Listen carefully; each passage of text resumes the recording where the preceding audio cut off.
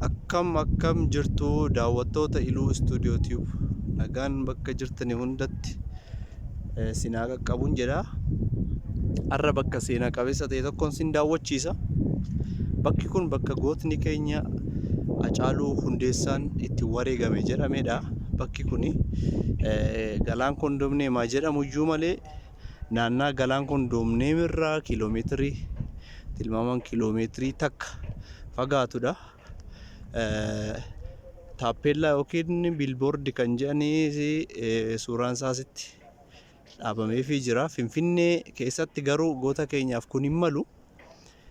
Warqeerraa siidaa isaa hojjechiisna jedhamee yoo callisameyyuu Finfinnee keessatti bakka hedduutti siidaan goota keenya haala ajaa'ibsiisaaf bareedaa ta'een nuuf dhaabbachuu qaba jedheetanii hawwasii amanasii jechaadha. Bakki gootni keenyatti wareegame jedhame naannaa kanadha. Daawadha.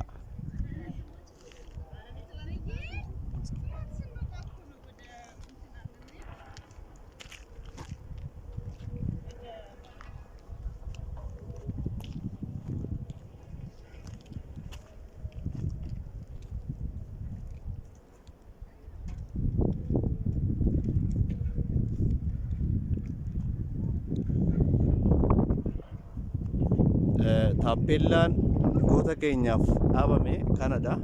Kuni Haccaaluudhaaf hin malu. Siidaan warqee yookiin warqee irra caalu isaaf hojjetamuu mala jechaadha.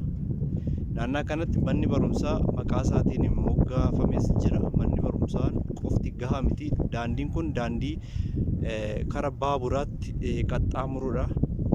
Akka odeeffannoo naannaa kanarraa dhageenyetti jechaadha. Daandiin baaburaa kun illee maqaa Haccaaluutiin mogga'uu qaban jedhanii. Kun siidaa goota keenyaati. Daandiin fuulleetti mul'atu kun immoo daandii karaa baaburaatti qaxxaamurudha. Baabura karaa Jibuutii geessu, Harar Dirreedawaa geessu asirra qaxxaamura. Daandiin kun illee maqaa isaatti mogga'uu qaban jedhanii. Akka argitani kun qe'ee Oromooti. Gandi kun ganda Abbuchoo jedhamti jechaadha. Bakka seenaa qabeessa ta'ee fi bakka seenaa qaban naannolee Finfinnee keessa sin daawwachiisa.